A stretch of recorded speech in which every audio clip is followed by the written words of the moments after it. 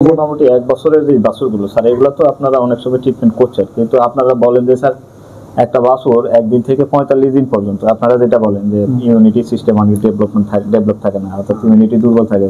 এই বাছুরগুলো তো স্যার আমি আমার গ্রামেও দেখতেছি মারা যাচ্ছে। এইগুলোর আলাদা কোনো কিছু বের হয়েছে কিনা, কিছু করার আছে কিনা এই অল্প বয়সে ১ থেকে ২ মাস ৩ মাস এই বাছুরগুলো স্যার? হ্যাঁ, এই বাছুরগুলো যেহেতু মানে ঝুঁকিতে বেশি, এই বাছুরগুলো আমরা আলোচনা করবো সেটা হচ্ছে এলএসডি অর্থাৎ লাম্পি স্কিন ডিজিজ। স্যার আমাদের সুন্দরভাবে গত প্রতিবেদনে বুঝিয়ে দিয়েছিলেন রিপিট ব্রিডিং বিষয়টা নিয়ে। আজকে আশা করি স্যারের কাছে আমরা এলএসডি বিষয়ে খুবই গুরুত্বপূর্ণ যে বিষয়গুলো, খামারের করণীয় কী, কোন বয়সের গরুগুলোতে বেশি অ্যাটাক করছে, দ্বিতীয়বার আবার কেন হচ্ছে, এ বিষয়ে আমাদের দেশে এলএসডির এগেনস্টে কোনো ভ্যাকসিন আছে কিনা, সরকারি কী কী দিক নির্দেশনা রয়েছে, আরও কিছু কিছু গুরুত্বপূর্ণ বিষয় এবং স্যারের এক্সপিরিয়েন্স এই ২০২০ সাল থেকে শুরু করে লাম্পির উপরে যা আছে আমরা ইনশাল্লাহ জানবো। স্যারের অনুমতি দিয়ে শুরু করতে চাই। স্যার আপনি অনুমতি দিলে অবশ্যই আমরা প্রশ্নে চলে যাব। আপনাকে অসংখ্য ধন্যবাদ সময় দেওয়ার জন্য। তো ঠিক আছে, আমরা স্যার আপনার কাছে শুরুতেই খামারের পক্ষ থেকে আমি জানতে চাই আসলে এলএসডি এখন এই জায়গায় এবং সারা বাংলাদেশের পরিস্থিতিটা, এলএসডি পরিস্থিতিটা একটু আগে বলি। আসলে তো এলএসডি একটি ভাইরাস জনিত অসুখ। এলএসডিটা আমাদের ২০২০ সালে আমাদের এটা প্রথম দেখা যায়, আউটব্রেক হয়। ভাইরাস জনিত অসুখ হওয়ার কারণে দেখা যাচ্ছে যে এটার চিকিৎসা নাই বললেই চলে। কারণ সারা ওয়ার্ল্ডে আপনি জানেন যে ভাইরাস জনিত কোনো অসুখের কোনো, আপনি জানেন যে মানুষের যে করোনা হয়েছিল, সেক্ষেত্রে প্রতিরোধটাই হলো মুখ্য বিষয়। কারণ হচ্ছে যে ভ্যাকসিন করতে হবে, ভ্যাকসিন দিলে এটা প্রতিরোধ হবে। আর আক্রান্ত হলে সিমটোমেটিক কিছু চিকিৎসা আছে, সেই চিকিৎসাগুলো দিতে হয়। এখন হচ্ছে যে সবচেয়ে বড় সমস্যা হচ্ছে ভ্যাকসিন। সরকারিভাবে স্যার দিচ্ছেন কিনা, আমরা প্রাইভেট ভ্যাকসিনগুলো দেব না, সরকারিভাবে আসলে এলএসডির ভ্যাকসিন এখন পর্যন্ত প্রোডাকশনে আসতে পারে না। তবে সরকার এটা ভ্যাকসিন আবিষ্কারে তো সময় ব্যাপার স্যার, সময় লাগে আর কি। তবে এটা যেহেতু আমাদের খুরা বা অন্যান্য রোগ যেগুলো ভাইরাসজনিত অসুখ, সেগুলোতে দেখা যাচ্ছে ভ্যাকসিন আমাদের উৎপাদন হয় বাংলাদেশে, এবং সরকারি উদ্যোগে এটা উৎপাদন হয় এবং সেটা সারা বাংলাদেশে সাপ্লাই হয়। কিন্তু দেখা যাচ্ছে যে এই এলএসডিটা মানে খুরা রোগের মতো একটা নিয়মিত অসুখে পরিণত হয়েছে। সুতরাং সরকারেরও প্ল্যান আছে যে ভ্যাকসিন নিজস্ব অর্থায়নে বা নিজস্ব প্রজেক্টের মাধ্যমে উৎপাদন করে মানে জনগণের দোরগোড়ায় এটা সরবরাহ করা, এরকম প্ল্যান আছে। হয়তো অদূর ভবিষ্যতে হয়তো সরকারিভাবে এটা উৎপাদন হবে আর কি। তা এখন বিষয় হচ্ছে যে এলএসডি লাম্পি স্কিন ডিজিজ, এটা হলো এমন একটা ভাইরাসজনিত অসুখ যে এটা মৃত্যুর ঝুঁকিটা খুব বেশি। কোন বয়সে স্যার বেশি মারা যাচ্ছে? আমরা আমাদের এক্সপিরিয়েন্স অনুযায়ী আমরা যা দেখতেছি, সবচাইতে মানে ইয়াং যে বাছুরগুলো সেগুলো বেশি আক্রান্ত হচ্ছে লাম্পিতে। বয়সটা যদি স্যার বয়স বলতে এখানে যেগুলো মানে ১ বছরের নিচে, যে গরুগুলো বাছুরগুলো ১ বছরের নিচে, সেই বাছুরগুলো আক্রান্ত সবচেয়ে বেশি আর কি। দেখা যাচ্ছে যে ৮০ থেকে ৯০% এই বাছুরগুলো আক্রান্ত হচ্ছে। বড় গরু আক্রান্ত হয়, তবে পরিমাণে কম। দেখা যাচ্ছে একই খামারে গাভী আছে, ষাঁড় আছে, বাছুর আছে, যেহেতু গাভী ষাঁড়ের কোনো কিছু হচ্ছে না, বাছুর হচ্ছে। আমরা বুঝতে পারি যে মোটামুটি ১ বছরের যে বাছুরগুলো স্যার এগুলো তো আপনারা অনেক সময় ট্রিটমেন্ট করছেন, কিন্তু আপনারা বলেন যে স্যার একটা বাছুর ১ দিন থেকে ৪৫ দিন পর্যন্ত আপনারা যেটা বলেন যে ইমিউনিটি সিস্টেম অনেক ডেভেলপ থাকে না, অর্থাৎ ইমিউনিটি দুর্বল থাকে। এই বাছুরগুলো তো স্যার আমি আমার গ্রামেও দেখতেছি মারা যাচ্ছে। এইগুলোর আলাদা কোনো কিছু বের হয়েছে কিনা, কিছু করার আছে কিনা এই অল্প বয়সে ১ থেকে ২ মাস ৩ মাস এই বাছুরগুলো স্যার? হ্যাঁ, এই বাছুরগুলো যেহেতু মানে ঝুঁকিতে বেশি, এই বাছুরগুলোই যেগুলো বয়স হলো ৩ মাস ৪ মাস বা এর নিচে, এগুলোতে ঝুঁকি থাকে বেশি এবং এগুলোতে আক্রান্ত হয়ও বেশি এবং এই বাছুরগুলো মারা যাচ্ছে বেশি। এখন করণীয় হচ্ছে যদি গর্ভবতী অবস্থায় ভ্যাকসিন দেওয়া যায়, মানে প্রতিরোধের কথা বলতেছি, গর্ভবতী অবস্থায় যখন মাকে যদি ভ্যাকসিন দেওয়া যায় তাহলে বাছুরেরও কভার হয়ে যায়।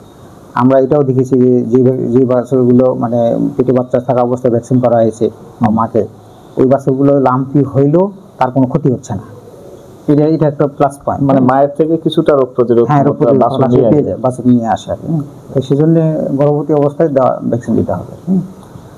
তো প্রিয় দর্শক, আসলে স্যার যেটা বলছেন মায়ের থেকে, যেটা এনডিএ মনে হয় বলে, তাই না স্যার, ম্যাটারনাল লাইভ অ্যান্টিবডি, যেটা মায়ের থেকে নিয়ে আসে, আসলে সেই রোগ প্রতিরোধ ক্ষমতাটাই এখন এই বছরগুলোর জন্য সবচেয়ে সেরা পদ্ধতি প্রিভেনশনের জন্য। আরেকটা বিষয় হচ্ছে স্যার, আপনারা আগে এই আমরা যখন ভ্যাকসিন করতাম না, তখন ওই যে সদ্য লাম্পি হয়েছে বা এফএমডি হয়েছে, এই 3 সপ্তাহ বা 2 সপ্তাহের মধ্যে সেরে গেছে এরকম বাছুর থেকে আপনারা ব্লাড কালেক্ট করে সিরাম আলাদা করে সেটা আবার ওই এই বিষয়টা একটু বলবেন। মানে হচ্ছে কি যে গাভী বা যে প্রাণীটার লাম্পি হয়েছে বা ভাইরাস জনিত অসুখ হয়ে গেছে, ওটার এগেইনস্টে একটা অ্যান্টিবডি তার ব্লাডে থাকে। এটা ন্যাচারাল ইমিউনিটি। এটা কতদিন থাকে স্যার, মানে কতদিনের মধ্যে এটা? না, এটা আপনি অন্তত লাম্পি সেরে যাওয়ার পরেই এটা মানে ভালোটা পাওয়া যাবে, তাহলে এই অ্যান্টিবডিটা একটা বেশি পরিমাণে পাওয়া যাবে। আস্তে আস্তে অ্যান্টিবডি ধ্বংস হয়, সেটা সময়ের ব্যাপার সাপেক্ষে। তবে যত দ্রুত সম্ভব যদি ওই ব্লাডটা কালেকশন করে ওই ব্লাডের সিরামে ওই অ্যান্টিবডিটা থাকবে, একটা মেমোরি সেল থাকে, এই মেমোরি সেলটা তখন ওটা অ্যান্টিবডি হিসেবে কাজ করে। তো ওখানে ওই যে ভাইরাস আক্রান্ত হয়েছিল, সেই ভাইরাসের এগেইনস্টে একটা অ্যান্টিবডি তৈরি হয়ে থাকে। ওই অ্যান্টিবডিটা ব্লাডে থাকে। ব্লাডের মানে কি, ব্লাডের সিরামে থাকে। তাই সিরামটা যদি আমরা আলাদা করতে পারি, ওটাই মানে এটা প্রিভেনশনে। এটা তো খাবারই স্যার, সিরাম আলাদা করতে পারবে এখন এটা একটা প্রযুক্তি, এবং এটা করতে গেলে একটা ল্যাবরেটরি দরকার আমাদের। ল্যাবরেটরিতে এটা আলাদা করে ওটাকে আমরা যদি মাংসে পুশ করতে পারি, তাহলে সেটা ইমিউনিটি ডেভেলপ করে। এটা দেখা গেছে ন্যাচারালি, এটা ন্যাচারাল ইমিউনিটি। তো সেক্ষেত্রে এটা একটা পদ্ধতি, অটো ইমিউন বলি, অটো ইমিউনিটি। তো এটা এই অটো ইমিউনিটি তৈরি হলে পরে তখন দেখা গেল যে ওই প্রাণীটাকে আর ওই ভাইরাসটা আক্রমণ করলেও ওইভাবে ক্ষতি করতে পারবে না। মানে এটা একটা প্রতিরোধের একটা উপায় আর কি। তাহলে স্যার এটা মানে আরেকটা বিষয় আমি বলে রাখি, সেটা হচ্ছে যে এলএসডিতে লোকালি যদি আমরা স্যাম্পল কালেক্ট করতে পারি, এবং সেই স্যাম্পল থেকে যদি আমরা ভ্যাকসিন উৎপাদন করতে পারি, তাহলে যে কোনো, শুধু লাম্পি না, যে কোনো অসুখের ক্ষেত্রে বলছি, যে কোনো ভাইরাসজনিত অসুখের ক্ষেত্রে বা অন্য কোনো রোগের ক্ষেত্রে স্যাম্পল কালেক্ট করে ওই স্যাম্পলের মধ্যে কিন্তু জীবাণুটা আছে, আর ওই জীবাণুটা কালচার করে যদি আমরা ভ্যাকসিন উৎপাদন করতে পারি, ওই ভ্যাকসিনটা সবচেয়ে বেশি ইফেক্টিভ। যেমন আমি হিউম্যানের করোনার ক্ষেত্রে যদি বলেন যে হিউম্যানের করোনা হচ্ছে একটা ভাইরাস, এই ভাইরাসের স্যাম্পল কালেক্ট করে যদি আমরা বাংলাদেশেই ভ্যাকসিন উৎপাদন করতে পারি, তাহলে ওই ভ্যাকসিনটা সবচেয়ে বেশি ইফেক্টিভ হবে আমাদের দেশের মানুষের জন্য।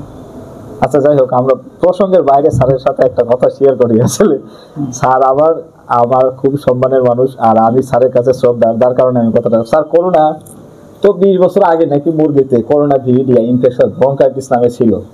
করোনা কি আগে থেকে ছিল নাকি মুরগিতে? না, এই করোনা আগে থেকে না, করোনা ভাইরাস আগে থেকে আছে। করোনা ভাইরাস আগে থেকে ছিল, এটা মুরগিতে। আউটব্রেকটা হয়েছে পরে। আউটব্রেকটা মানুষের 19 সালে, কোভিড-19 মানে 19 সালে এটা আউটব্রেকে, যখন কোনো ডিজিজ আউটব্রেক হয়, তখন সেই ন্যাচারালি সেটাকে পাওয়া যায়। তখন তো সে মানে সুপ্ত অবস্থায় ছিল, কিন্তু আউটব্রেক হওয়ার পরে তখন চলে এসেছে। যাই হোক, এটা আমাদের প্রসঙ্গের বাইরে ছিল। দ্বিতীয়ত স্যার, আমি আরেকটা বিষয়, আমার খামারিদের পক্ষ থেকে, যেটা এখন আপনারা আমাদের যা শিখিয়েছেন, খামারিরা যা শিখেছে এবং বিজ্ঞান যা বলেছে, এতদিন শুনেছি ভাইরাল ডিজিজ একবার হয়, আমাদের ওই আগে পক্স হয়েছিল স্যার একবার, ইদানিং স্যার এই দ্বিতীয় স্টেপে আপনার এলএসডি হচ্ছে, এটা নিয়ে কি বলেন? মানে হচ্ছে যে যেমন পক্সের ক্ষেত্রে বললেন যে পক্স একবার হলে দ্বিতীয়বার হয় না, কিন্তু ব্যতিক্রম আছে। যেমন হলো পক্স হওয়ার পরও পক্স হয়েছে এমনও রেকর্ড আছে। আবার লাম্পির ক্ষেত্রে দেখতেছি আমরা যে একবার হয়েছে, ভালো হয়ে গেছে, রোগ প্রতিরোধ ক্ষমতা তার ভালো ছিল, সে ভালো হয়ে গেছে, সেরে গেছে, তার বডিতে কিন্তু মেমোরি সেল আছে, অর্থাৎ ওই অ্যান্টিবডি তৈরি হয়ে আছে। এরপরে পরবর্তী বছর বা পরবর্তী সময়ে সে আক্রান্ত হয়েছে, আবার হতে পারে ইনফেকশন যদি আশেপাশে থাকে তাহলে হতে পারে, কিন্তু ক্ষতি কম হবে। তার ক্ষতি কম হবে এই জন্যে যে তার বডিতে ন্যাচারাল ইমিউনিটি তৈরি হয়ে আছে, ওই যেহেতু একবার আক্রান্ত ছিল সে সেক্ষেত্রে তার ক্ষতিটাও, মৃত্যুর ঝুঁকিটা কমে যাবে। এটা কিন্তু হচ্ছে আর কি। কিন্তু আর যেহেতু এটা ভাইরাস জনিত অসুখ, এটা একবার, দুবার, তিনবার হতে পারে আক্রান্ত, ভালো হওয়ার পরও। তাহলে কি স্যার আমরা মনে করবো, আমরা মোটামুটি স্যার আপনারা যে বর্তমান সরকারি যে আমাদের সাভার আপনাদের যে খামার রয়েছে এখান থেকে তো সবকিছু মেনটেন করা হয় বাংলাদেশের মানে ভ্যাকসিনের বিষয়ে আমরা যেমন এফএমডি দেখছি আমরা 3টা সিরোটাইপের ভ্যাকসিন আমরা বাংলাদেশে দিই, শুনছি যে 7টা সিরোটাইপ আছে, এশিয়ার মধ্যে 3টে আমরা পাই। তো এটাও কি এরকম চান্স আছে স্যার? না, এটা সিরোটাইপ 7টা না, তবে এফএমডির ক্ষেত্রে 7টা স্ট্রেন 7টা সিরোটাইপ, এটা এই জন্য তার ভ্যাকসিন তৈরি করা একটু কঠিন। কিন্তু আমাদের দেশে যে স্ট্রেনগুলো পাওয়া যায় তার মধ্যে 3টা বেশি গুরুত্বপূর্ণ, ওই 3টাকে কালচার করে এই ভ্যাকসিন তৈরি করা হয়। আর ইলেজির ক্ষেত্রে যদি ভ্যাকসিন তৈরি করা যায়, ইলেজির যে সিরোটাইপ আছে সেটাকে কালচার করে করতে হবে। এবং সেক্ষেত্রে ভ্যাকসিনটা যদি আমরা দেশে তৈরি করতে পারি দেশীয় প্রযুক্তিতে, তাহলে ওই ভ্যাকসিনটা বেশি ইফেক্টিভ হবে। সেটা তো তৈরি করছে স্যার, আমাদের পুরো ভ্যাক্স তৈরি করছে, তবে একটা ভ্যাকসিন আবিষ্কার করতে সময় সাপেক্ষ ব্যাপার, এখানে একটু অনেক প্রযুক্তিও লাগে, সময় লাগে এবং অর্থও লাগে, ট্রায়ালের দরকার আছে। তবে আমি একটা ওয়ার্কশপে ছিলাম, সেখানে আমাদেরকে বলা হলো যে যদি ন্যাচারালি যদি আমরা ওই স্যাম্পল নিয়ে ওটাকে কালচার করে, একজন সায়েন্টিস্ট ছিলেন তো উনি বিশ্ববিদ্যালয়তে প্রফেসর আর কি, উনি মাইক্রোবায়োলজিস্ট, উনি বললেন যে এটা সম্ভব, যদি আমাকে প্রজেক্ট করতে বলে আমি করে দিতে পারবো। তো প্রজেক্ট করে আমি ভ্যাকসিন উৎপাদন করে দিতে পারবো, তবে ডিপার্টমেন্টকে আমাকে অনুমতি দিতে হবে, অর্থ দিতে হবে, প্রজেক্ট এটা চালু করতে হবে, তাহলে সম্ভব।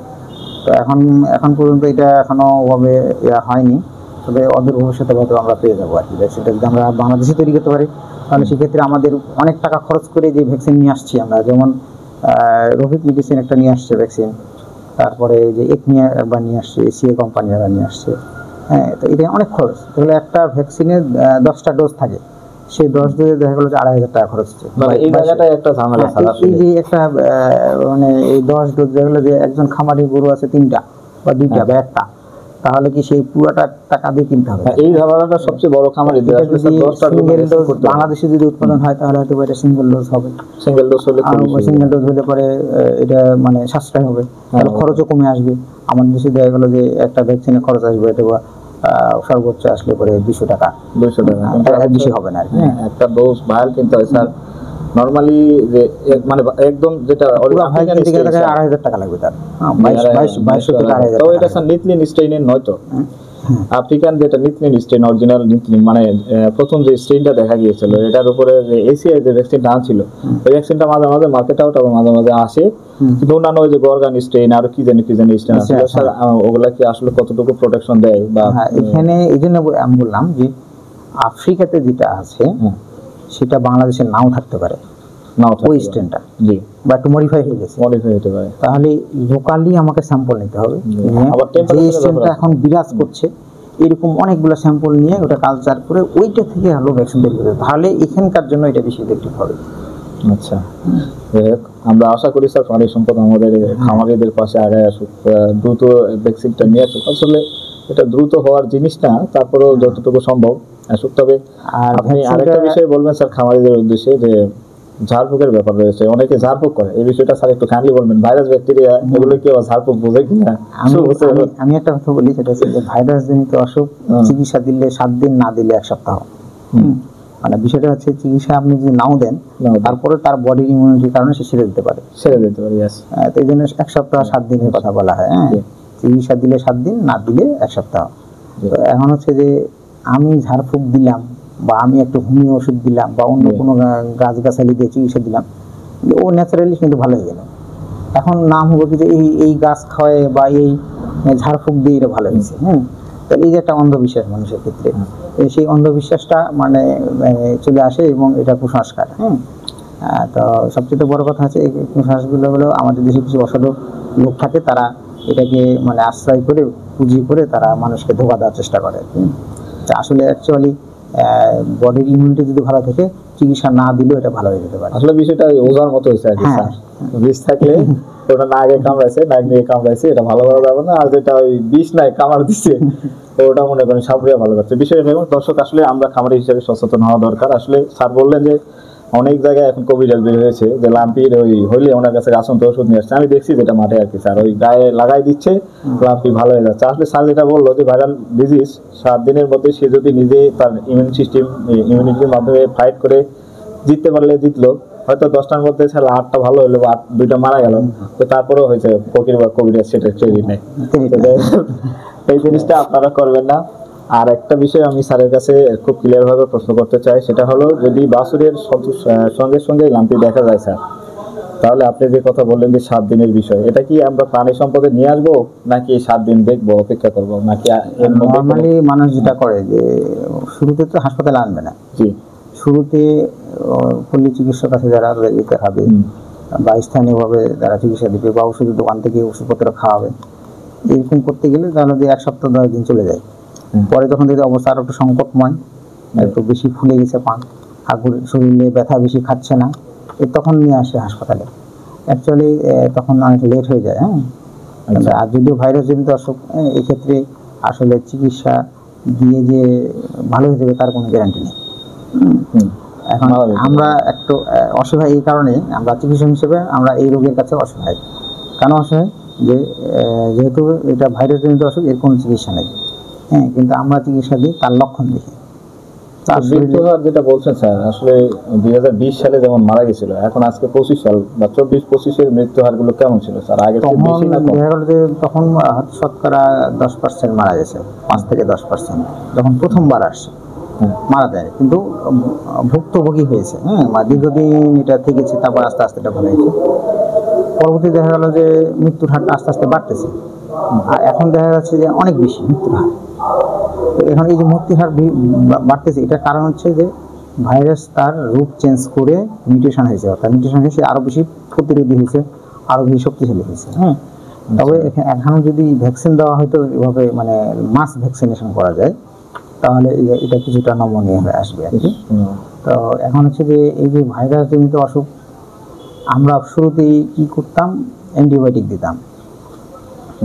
যে কোনো ভাইরাস জনিত অসুখে আমাদের একটা ইয়ে আছে আর কি, চিকিৎসার একটা লাইন আছে, লাইন অফ ট্রিটমেন্ট। সেটা হচ্ছে যে সেক্ষেত্রে সেকেন্ডারি ব্যাকটেরিয়া ইনফেকশন হওয়ার একটা সুযোগ থাকে যখন ভাইরাস যখন আক্রান্ত হয়। এখন এই সেকেন্ডারি ব্যাকটেরিয়া ইনফেকশনকে দূর করার জন্য আমরা অ্যান্টিবায়োটিক সাজেস্ট করে থাকি, কোর্স কমপ্লিট করে 7 দিন বা 14 দিন। তো এখন হচ্ছে যে লাম্পের ক্ষেত্রেও দেখা গেল যে এরকম আমরা সাজেস্ট করতাম প্রথমে। তো সেক্ষেত্রে দেখা যাচ্ছে যে অনেক সেরে গেছে, আবার অনেক ক্ষতিও হয়েছে। পরবর্তীতে আমরা একটু দেখলাম যে না, অ্যান্টিবায়োটিক ছাড়াও তো ভালো করা সম্ভব। এখন অ্যান্টিভাইরাল কিছু ওষুধপত্র আছে যেগুলো দিয়ে চিকিৎসা দিলে দেখা গেল যে অ্যান্টিবায়োটিক ছাড়াও ভালো করা সম্ভব হয়। তা আমরা পরবর্তীতে দেখলাম যে না, অ্যান্টিবায়োটিক বাদ, পেন কিলারও বাদ। পেন কিলারে কিন্তু কিডনি ড্যামেজ করে, লিভার নষ্ট করে। বললেন স্যার আসলে যে পেন কিলার, লাম্পতে সবচেয়ে বেশি পেন কিলার ব্যবহার হয়, কারণ শরীরে প্রচণ্ড ব্যথা থাকে, আর ব্যথা কমানো এবং জ্বর কমানোর জন্য দেখা যাচ্ছে সবাই গণহারে পেন কিলার ব্যবহার করতেছে আর কি। এটা শরীরের জন্য অনেক ক্ষতিকর, এটা না করাই উচিত। এবং আমরা আর একটা জিনিস স্যার হলো, লাম্পিতে আমি দেখছি কোনো বাছুরের শরীরে অসংখ্য নডিউল দেখা যাচ্ছে, অসংখ্য। আবার কোনো বাছুরের 1-2টা নডিউল দেখা যাচ্ছে, কিন্তু পা ফুলে যাচ্ছে। আসলে দুইটার তফাৎটা কি স্যার? না, এটা হচ্ছে যে ফুলা, অর্থাৎ নডিউল তার হলো লিশন মানে লক্ষণ। এই যে নডিউল হচ্ছে বলের মতো গোল গোল হয়ে ওঠে, এবং এটা এই রোগের একটা প্যাথোগনোমিনিকেশন, অর্থাৎ হচ্ছে এটাকে দেখে এটাকে চিনতে হবে যে এটা লাম্পি। আর ওই যে পা ফুলে এবং গলার নিচে ফুলে, ব্রিস্কেটের জন্য ফুলে, এই ফুলাটা হচ্ছে মূলত হাইপোপ্রোটিনিমিয়া হয়, অর্থাৎ এই রোগের কারণে প্রোটিনের ঘাটতি পড়ে, ভিটামিনের ঘাটতি পড়ে, ফলে তখন এই মানে লয়ার রিজনে এই পানিটা জমে আর কি। তো এটা অত জটিল না। আবার অনেক সময় হার্ট ফেলিওর হয়, হার্ট ফেলিওর হলে কিন্তু পানি জমে। তো এখন হচ্ছে যে এই লাম্পিতে যেটা হয় যে পা ফুলে যেতে, 1 পা ফুলছে বা 2 পা বা 3 পা, কারো ক্ষেত্রে 4 পায়ে ফুলে। এই পা ফুলেটা তো খামারিরা আতঙ্কিত হয় যে এই পা ফুলে গেল, কি ব্যাপারে, গলা নিচে ফুলে গেছে, অনেক বেশি পানি জমে গেছে, তখন আতঙ্কিত হয়। তো আমরা এটা লক্ষণ দেখে এই পানি ড্রেন করার জন্য কিছু ওষুধ আছে, সেই ওষুধগুলো দিলে ওটা ফুলাটা কমে যায় আর কি। এক্ষেত্রে স্যার কিডনি ড্যামেজ হয় কিনা স্যার? কিডনি না, আমি তো বললাম যে ফুলাটা অনেক কারণে হয়। একটা হচ্ছে যে হাইপোপ্রোটিনিয়ামিয়া হলে হয়, আবার দেখেন কিডনি ফেল করছে, কিডনি পর্যাপ্ত পানি নিষ্কাশন করতে পারছে না, সেক্ষেত্রেও ফুলতে পারে। আবার দেখা যাচ্ছে যে অসুখের কারণে ফুলতে পারে আর কি। আর একটা সিম্পটম দেখা গেছে স্যার, দেখছি অনেক গরুতে টেম্পারেচার কি মানে 3 বেলায় তো স্যার প্যারাসিটামল খাওয়ান, আপনারা বলছেন অন্তত পক্ষে প্যারাসিটামল খাওয়ানো যাবে, কিন্তু প্যারাসিটামল দেওয়ার পরও দেখছি পুরো একটা গরুতে মানে চোখ নষ্ট হয়ে গেছে স্যার। আসলে লাম্পির ক্ষেত্রে দেখা যাচ্ছে যে জ্বরটা কমানো মুশকিল। সেক্ষেত্রে স্যার প্যারাসিটামল সাপোজিটরি অথবা প্যারাসিটামল ট্যাবলেট যেটাই খাওয়ানো হোক না কেন, দেখা যাচ্ছে যে যতক্ষণ খাওয়ায় ততক্ষণ নিয়ন্ত্রণে থাকে, তারপর আবার বেড়ে যায়। গোসলের বিষয়টা স্যার এই ক্ষেত্রে আমরা বলে থাকি যে দিনে 1 বার 2 বার গোসল করাতে হবে। বাছুর যদি স্যার ছোট হয় গোসল করানো যাবে, সমস্যা নেই। তবে একটা সমস্যা হয় যে গোসল করলে একটু ঠান্ডা লাগার সম্ভাবনা থাকে। বড় 2 বার 3 বার গোসল করলে এটা ঠান্ডা লেগে যেতে পারে, কিন্তু লাগলেও অ্যান্টিহিস্টা দেওয়া যেতে পারে সব ঠান্ডা শ্বাসরোধের জন্য। কিন্তু গোসল করালে সে অনেক আরাম ফিল করবে এবং তার ব্যথাটাও কমবে, জ্বরটাও কমবে। পাশাপাশি অ্যান্টিবায়োটিক মানে যে প্যারাসিটামল এটা দেওয়া যাবে, এটার ইফেক্ট কম, এটা ক্ষতিও কম। কিন্তু আমরা যে দেখা গেলো যে মেলোক্সিকাম বা টলফেনিক অ্যাসিড বা ফ্লুমিজিন, মেগলোমাইন, এই যে পেন কিলারগুলো আমরা দিই, অনেকে কার্পোফেনও ব্যবহার করে। এই পেন কিলারগুলো ব্যবহার করলে দেখা যাচ্ছে যে তার কিডনি নষ্ট হচ্ছে, লিভার নষ্ট হচ্ছে, একসময় দেখা গেলো যে সে মারা যাচ্ছে। সুতরাং তার এই ঝুঁকিটা বেড়ে যাচ্ছে। সুতরাং এগুলো না ব্যবহার করে সিম্পল প্যারাসিটামল এটা ব্যবহার করতে হবে। দিনে 2 বার 3 বার বা 4 বার পর্যন্ত দেওয়া হবে, কোনো সমস্যা নেই। এবং পর্যাপ্ত পানি খাওয়াতে হবে, তাহলে কিডনির ফিল্ট্রেশনটাও মানে ভালো থাকবে এবং সেক্ষেত্রে প্যারাসিটামলের যে এটা উইথড্রল পিরিয়ড আছে ওই অনুযায়ী সে বডি থেকে নিষ্কাশন হয়ে যাবে। আচ্ছা, এবং লাম্পি নিয়ে আসলে আমাদের যতগুলো জানার ছিল, মোটামুটি খামারিদের কাছ থেকে এই ধরনের সমস্যাগুলোই হয়ে থাকে। যে ধরেন কোভিড আসি, তারপরে কোন সময় বাছুর বাঁচলো না কেন, অমুক ডাক্তার বাঁচাইছে, অমুক সারে বাঁচাইতে পারে না, এই ধরনের কথা আসলে বলা যাবে না। স্যার যেটা বললেন, ক্লিয়ার মেসেজ দিলেন যে আপনাদের বাছুর যদি লাম্পিতে আক্রান্ত হয়ে যায় তাহলে 7 দিনের মধ্যে সেটা বাঁচতেও পারে, না পারে, সেটা তার নিজের উপরে, ইমিউনিটির উপরে কিছুটা রয়েছে, তাই তো স্যার? তারপরে চিকিৎসার ব্যাপারটা আসে, সেক্ষেত্রে আপনারা কোনো সার্ভে বা কাউকে দোষারোপ করতে পারবেন না। দ্বিতীয়ত হচ্ছে যদি আশেপাশে আপনার কাছে খুব দূরে না হয় প্রাণী সম্পদ হাসপাতাল, তাহলে আপনারা প্রাণী সম্পদ হাসপাতালে অবশ্যই যোগাযোগ করবেন। দ্বিতীয়ত হলো স্যার ভ্যাকসিনের কথা বলেছেন। আসলে গর্ভাবস্থায় যদি ভ্যাকসিন করে থাকেন তাহলে যেটা মায়ের থেকে রোগ প্রতিরোধ ক্ষমতা বাছুরের চলে আসবে। সেক্ষেত্রে আপনাকে হয়তো বাছুর মনে হয় 6 মাস স্যার, আর বাছুরকে আপনারা ভ্যাকসিন না করলেও চলবে, 6 মাস পরে হয়তো করলেও চলবে। একবার ভ্যাকসিন করলে 1 বছর থেকে যাবে স্যার। আর তৃতীয় কথা যেটা, সেটা হচ্ছে বলতে চাচ্ছিলাম স্যার, আমরা ভার্চুয়াল সেবা নেওয়ার জন্য আপনার কাছে আসছি। আপনি যদি, আপনার অনেক ফলোয়ার রয়েছে, অনেকেই আপনার এই ভিডিওগুলো দেখে, যদি কেউ আপনাকে চায়, আমি কি স্যার আপনার ভিডিওতে আপনার নাম্বারটা শেয়ার করতে পারবো কিনা টোটালি? যে হ্যাঁ অবশ্যই, কেউ অবশ্যই। আমি তো খুব ব্যস্ত থাকি, তারপরে নাম্বার দিতে পারেন, তবে আমার সাথে যেন সন্ধ্যার পরে। অবশ্যই আপনারা বিনা কোনো কারণে এবং ছোটখাটো কোনো কারণে আমরা সার্জন ডাক্তারকে অবশ্যই আপনারা ফোন দেবেন না, এটা আপনার কমন সেন্সে থাকতে হবে। আপনি যখন একান্তই কোনো গুরুত্বপূর্ণ বিষয় নিয়ে আলোচনা করবেন দেশের সাথে এবং আপনার অর্থনীতির সাথে, আপনি যেটা করবেন সেটা বাংলাদেশের অর্থনীতিতে যোগ হবে, এরকম কোনো কাজ করবেন, তখন নিশ্চয়ই একজন ভেটেরিনারি সার্জন হিসাবে তিনি ডেইরি সেক্টরে আপনাকে হেল্প করবেন, এটাও তার দায়িত্ব। এবং আপনিও ছোটোখাটো কোনো বিষয় নিয়ে ফোন করবেন না, আশা করি আপনারা বুঝতে পারছেন।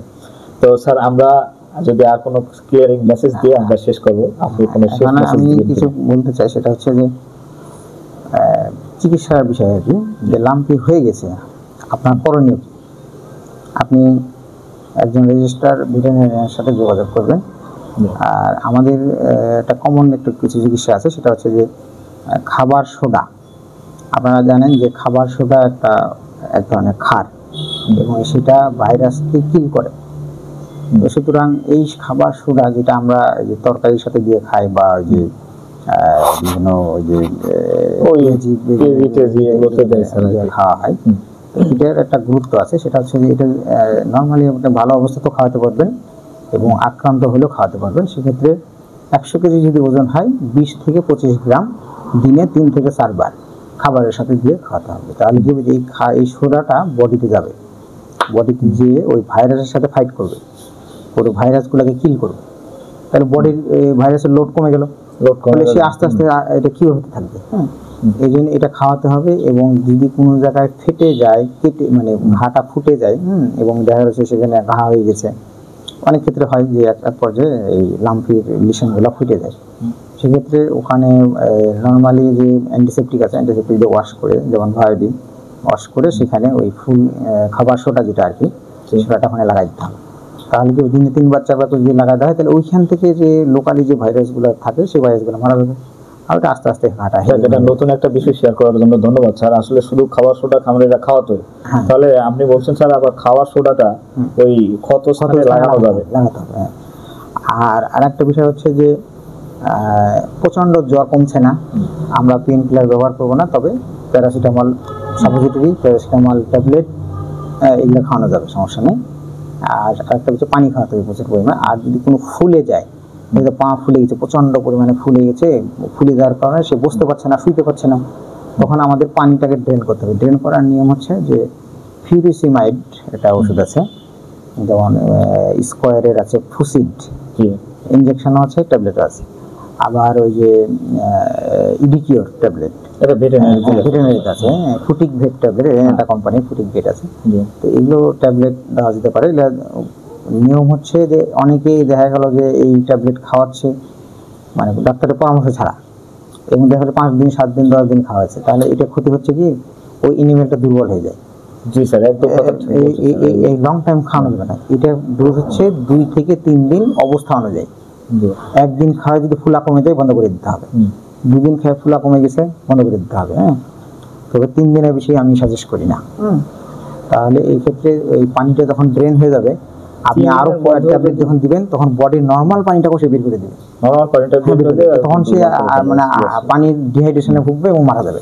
খুবই গুরুত্বপূর্ণ একটা পয়েন্ট বলছেন স্যার, যে আসলে বাজারে এই যে এই সময়টাতে ইডিকিওর, যেটা আমি নাম শুনছি, ইডিকিওর যেটা ফুটি নতুন আসছে, এদিকেও অনেক খাওয়ায়, গরুর পা যেগুলো তো ফুলে যায়, বাইরে ওভারডোজ করে খাওয়াচ্ছে, কিন্তু পরবর্তী গরুটা শুধু কঙ্কাল সার হয়ে যায়, কঙ্কাল হয়ে যায় এবং খাওয়ার রুচি কমে যায়। কারণটা হচ্ছে শরীরের যে নরমাল পানি সেটাও বের করে দেয়। এই জন্য 2 দিন, একদিন 2 দিন অবস্থা অনুযায়ী ফুলাটা কমে গেলে আর খাওয়া বন্ধ করে দিতে হবে। এটা আচ্ছা স্যার, কোন কারণে 2-3 দিনে যদি না হয় স্যার, নরমালি 3 দিন 4 দিন দেওয়া যাবে সর্বোচ্চ।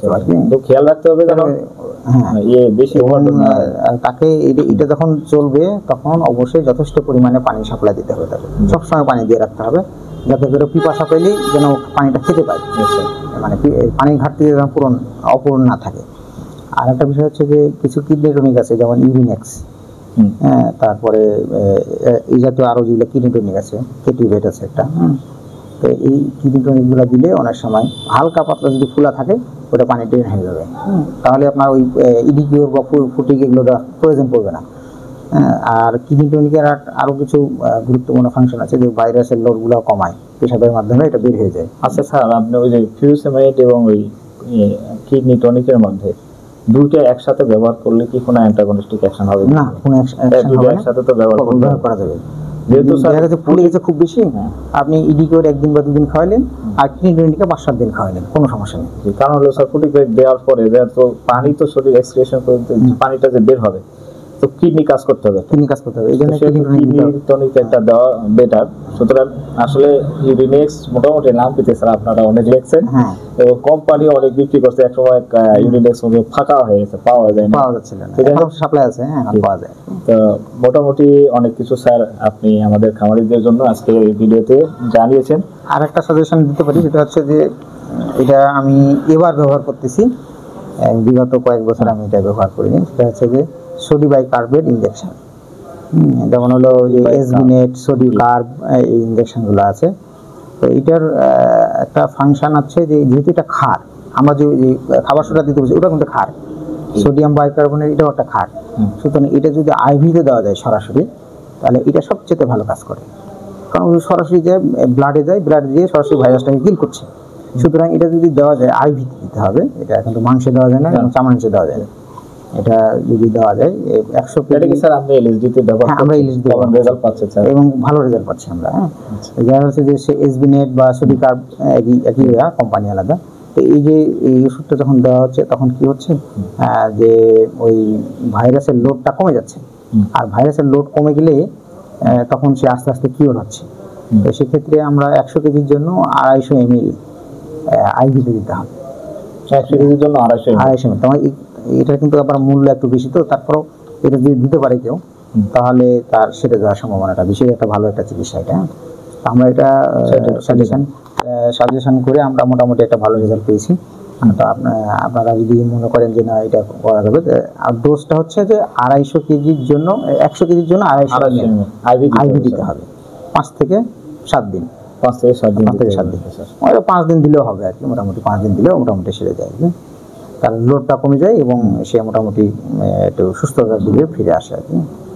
এটা দেওয়া যেতে পারে, কিন্তু কোনো ধরনের পেন কিলার, আমরা বারবার বলছি অ্যান্টিবায়োটিক এবং পেন কিলার ব্যবহার করা যাবে না। তবে যদি ঘা ফুটে যায়, কোনো জায়গায় দেখা যাচ্ছে যে ঘা ফেটে গেছে কিন্তু সারতেছে না, তো সেক্ষেত্রে অ্যান্টিবায়োটিক ব্যবহার করতে হবে এবং সেই অ্যান্টিবায়োটিকটা কোর্স কমপ্লিট করে দিতে হবে এবং 7 দিন বা 14 দিন কোর্স কমপ্লিট, ডাক্তার সেটা ভালো বুঝবে, দেখে শুনে সেটা ব্যবহার করলে আশা করছি এটা সেরে যাবে। তাছাড়া আমাদের বাংলাদেশে স্যার আসলে অ্যান্টিবায়োটিক তো স্যার আমরা মোটামুটি যে রিপোর্টটা দিচ্ছেন এখন AMR স্যার, বর্তমানে তো আমরা ভয়ঙ্কর একটা সুপার বাগ কনসার্ন আমরা।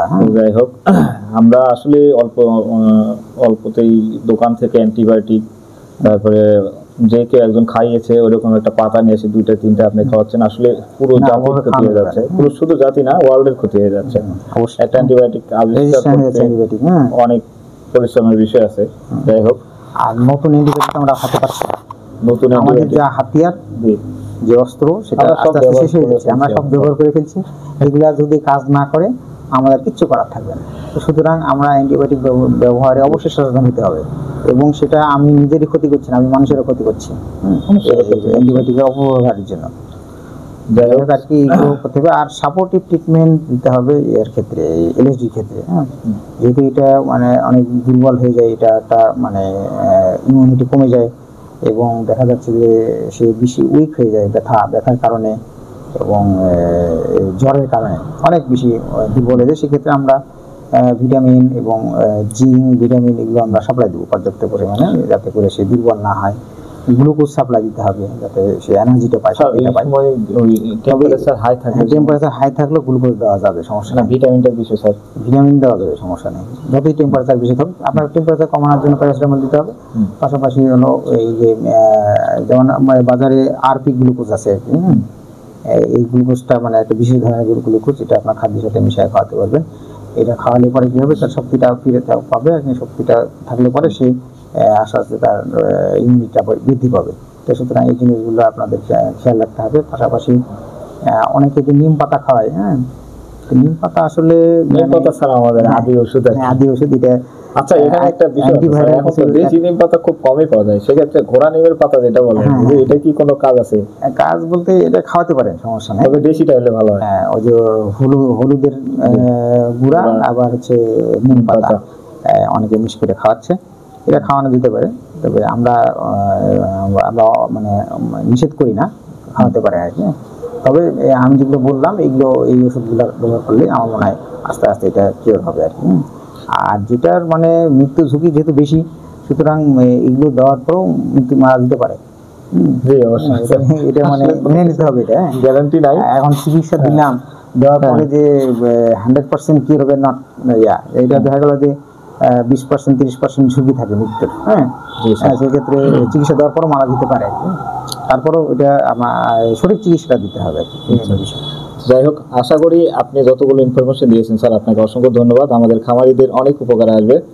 তো মোটামুটি স্যারের কাছ থেকে পাওয়া আমরা অনেকগুলো ইনফরমেশন জীবনে কাজে লাগাবেন যারা খামারি ভাইরা রয়েছেন। তাছাড়া আরেকটা স্পেশাল খবর দিই, সেটা হচ্ছে আপনারা বাগমারা উপজেলার যারা আশেপাশে রয়েছেন, যদি বাগমারার কেউ থাকেন, স্যারকে সরাসরি এখান থেকে বড় প্রজেক্ট কারো থাকলে, সরি বাঘা উপজেলা, রাজশাহীতে দুটো স্যার, বাগমারা আছে, আপনার বাঘা উপজেলায় যারা আছেন আশেপাশে বড় কোনো খাবার টাবার থাকলে অবশ্যই স্যারকে কন্ট্যাক্ট করে স্যারকে নিতে পারবেন। এছাড়াও স্যারের সঙ্গে যদি আপনার সারা বাংলাদেশ থেকে যদি কারো ইনফরমেশনের প্রয়োজন হয়, হেল্পের প্রয়োজন হয়, বাই ওভার ফোনে মোটামুটি স্যারের সঙ্গে যোগাযোগ করতে পারবেন। তবে অবশ্যই রাত 9টার পরে, তাই তো স্যার? সন্ধ্যার পরে, সন্ধ্যার পরে করলেও হবে। মোটামুটি সন্ধ্যার পরে আপনারা 1 থেকে 2 বার নিয়ম মেনে ফোন দিবেন। তারপরে স্যার যদি ধরতে পারলো, না পারলে বুঝুন ব্যস্ত আছে, পরবর্তীতে তিনি হয়তো ব্যাক করতে পারেন, অথবা পরের দিন। একটা বিষয় বলে রাখি যে আমার হোয়াটসঅ্যাপ নাম্বার, যেটা নাম্বার দিবেন, এই আমার হোয়াটসঅ্যাপ নাম্বার।